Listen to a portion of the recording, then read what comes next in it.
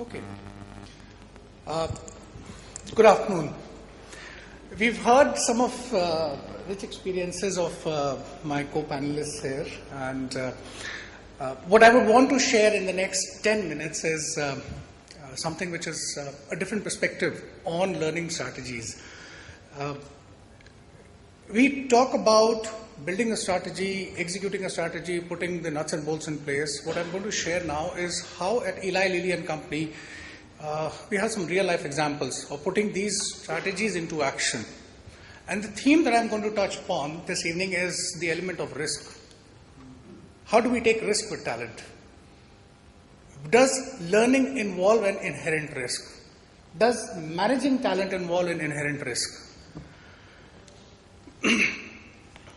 And this would talk about certainly the learning that we've had as an organization, and learning of our own employees when we took certain risks. The first risk we took was, this was in August, September 2010. We were facing a very high attrition ratio, and in the frontline sales, almost as high as 44-45% annualized. And amongst most of the multinational pharmaceutical companies, it was, of course, on the extreme end. And we wanted to look at the entire hiring system, our entire hiring process, the way we acquire talent, which is also a starting point of managing talent. And when we changed the entire hiring model and moved away from the conventional sales hiring model, the brief to the hiring managers and the sales leaders was, when you interview a sales candidate or a pharma sales rep candidate, you will not ask about past performance. You will not ask about what is the sales he has achieved. You will not ask about how is his territory doing. And people would just sit up and laugh at us saying that, are you crazy? How can you hire a salesperson without even checking the sales performance? We said, no, we're going to hire for the skill and for culture fitment. We defined what culture fitment was at Lilly.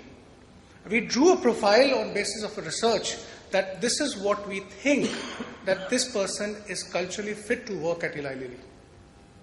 It's very easy to say that banda fit nahi hoga. He will not do well in our system. But do we know what is that fitment? So we defined that. Once we defined that, we put the new hiring process in place, which was based on narrative interview. No conventional interview. And most of the time, the interviews are around, and especially when I experienced the frontline hiring interviews, were around cross-questioning, cross-examining, trying to find out when can I find the candidate saying something which is not corroborated in the previous statement or 15 minutes ago. Am I hiring or am I eliminating? So you need to also, this was seen as you're taking a big risk. We don't know what kind of people will we get in the system. Last 18 months, we've been doing that hiring process. It's institutionalized and we've validated it. Our attrition rates today are around 24%. In 2 years, we came down to almost 20%. This was one of the biggest learnings for our frontline managers, the first line leaders. Second, we talk a lot about assessment centers, competencies, assessment centers. We have a role. We have an assessment process for that. Is somebody ready for the role or not? We get to know as the outcome of the assessment center. But there are always cases where we've seen the person is not ready, is not fully there at the threshold level. There are some gaps. Can we take a bet on that person? We started doing that 12 months ago. We wanted to bring in more first-line leaders. And while those who can clear the assessment process certainly get promoted to the manager job and get into a confirmed role, but those who are on borderline, not too far apart from the threshold, a very clear development plan was identified, and these people was put as team leaders, and we are continuing to do that in certain territories and geographies with a mentor or a coach assigned to them from sales leadership. We give them 6 to 12 months, get them back into an assessment, and measure them only on those competencies where the gaps were. If they make it, yes, they get promoted to the role. If they don't make it, they go back to the rep role. There's a risk that you are taking here. There's a risk that individual is also taking here. If I have worked as a team leader, as a manager for 6-12 months, And while I've not got the designation, and after 12 months you tell me you're still not ready, you need some more time, will I lose face? But you need to create that level of transparency and that confidence in the organization or with the individual that the individual doesn't mind trying that.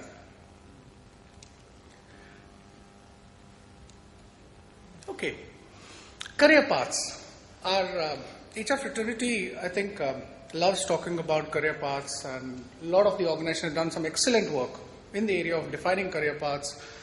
The day I start with this company, how do I see myself growing? What is the future career I have in the company? Somebody who's just joined fresh from campus 6 months ago poses you a question. I'm not sure how we are going to grow in this company. My dear friend, you're still in the probation. Get your roots, get to pick up the skill level and the competencies required. It's too early for you to ask that question, but you still have to face with that question. And the same question comes from somebody who's 5 to 7 years into the company.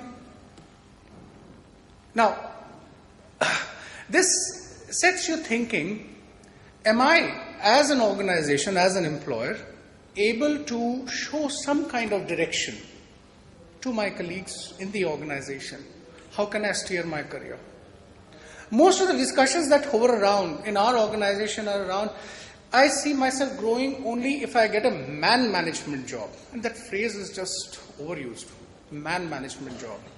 Well, am I cut out for a people management job? Is that the only way I'm going to grow? Is that the yardstick of my success in career? Why can't you look at individual contributor roles which are more key or which are aligned to the direct business priorities? But somebody needs to start talking to them. Are the managers equipped enough to have that conversation? So you need to encourage people also to take risk with their careers and channelize them. Frontline role versus a support role. From a frontline sales or a key accounts management role, I don't think I can come and work in the sales operations where we only work on sales force effectiveness, or a sales trainer, or in HR, or a recruiter. Why not? But when it comes to career paths, what is important here is you also define that tomorrow if you want to steer your career in the organization in a certain direction, what are the different skills you need to pick up to make yourself more versatile? Don't move with blinkers. I started my career in sales and I'll retire in sales, or I started in HR and I'll retire in HR.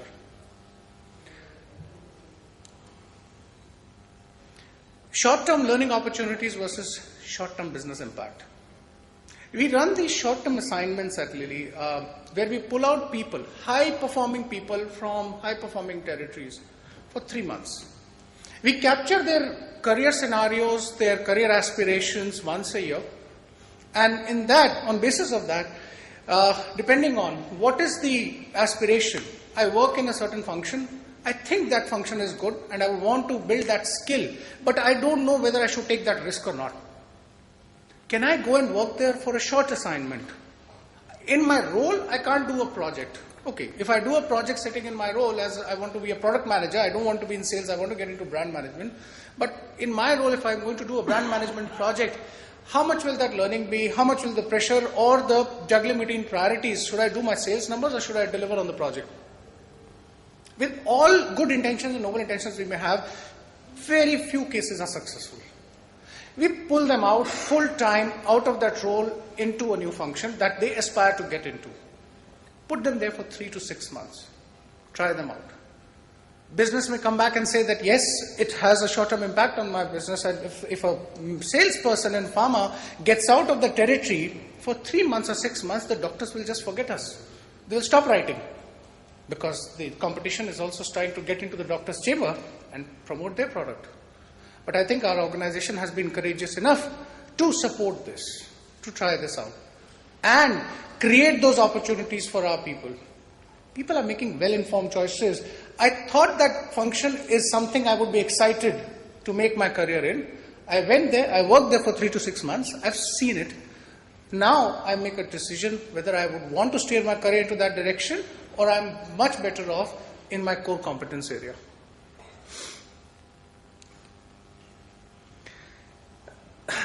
There was a track today. When I was going through the agenda, I saw that there was a learning track on executive education. As organizations, many of us invest significant amounts in development of our people, building their capabilities, and also for retention. So that clawback is always there, a retention element. If I'm going to sponsor you to ISB, I'm going to spend 20 lakhs on you, or even 50% of that, you'll come back and work for me for 3 years at least, or 2 years, whatever is I see as the return time. Or if I'm going to put you through an executive education program, can you commit, sign a retention agreement that you'll work for me for at least 24 months? Lilly also used to do that at one point of time. It took us courage as leadership team to change our own mindset. If we are saying we are going to invest in talent, develop talent, then create a workforce which has the ability to leave but the desire to stay, which is very important. We signed up a program very recently with the Harvard Business School Publishing, which we are launching in next week, where the investment is almost about 2 lakhs per participant. And this is for early talent, young talent that we've identified through a certain process, and where we see the potential of moving up at least 2 levels in the organization in the next 3 years. No retention clause. Well, there's a risk of turnover. What after 8 months, after the graduation ceremony is over, gone through the program, and if I lose that person to competition? But you need to take that risk. We believe it's worthwhile.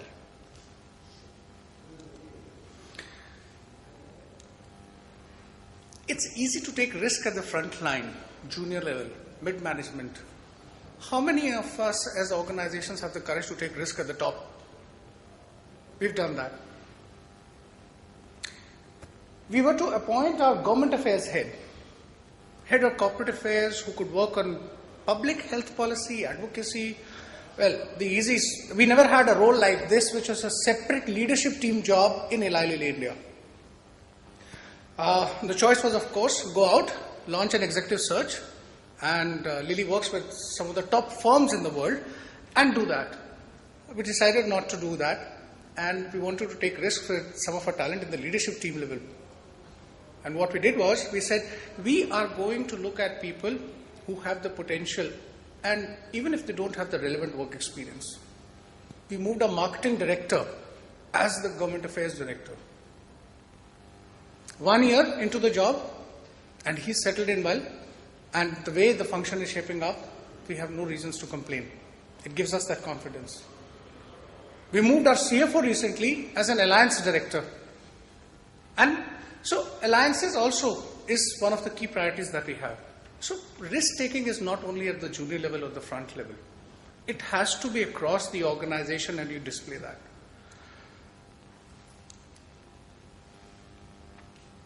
Thank you.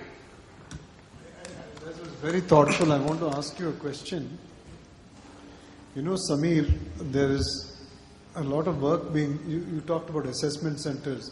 There's a lot of work which many organizations represented here have done in competency mapping. So do you believe that competency mapping should be around a band, or should it be sort of a portfolio of competencies should be arrived at around a particular role, irrespective of the band? And how does that dovetail into your learning strategy? Okay, this is my personal opinion, and I may be wrong. When it comes to technical competence, I would say I would prefer to do it around a band. When we talk about leadership competencies, of course, it's a portfolio that can be built into people, or that can be defined at different levels of competence, or different levels of proficiency in terms of developing people on that. I don't know.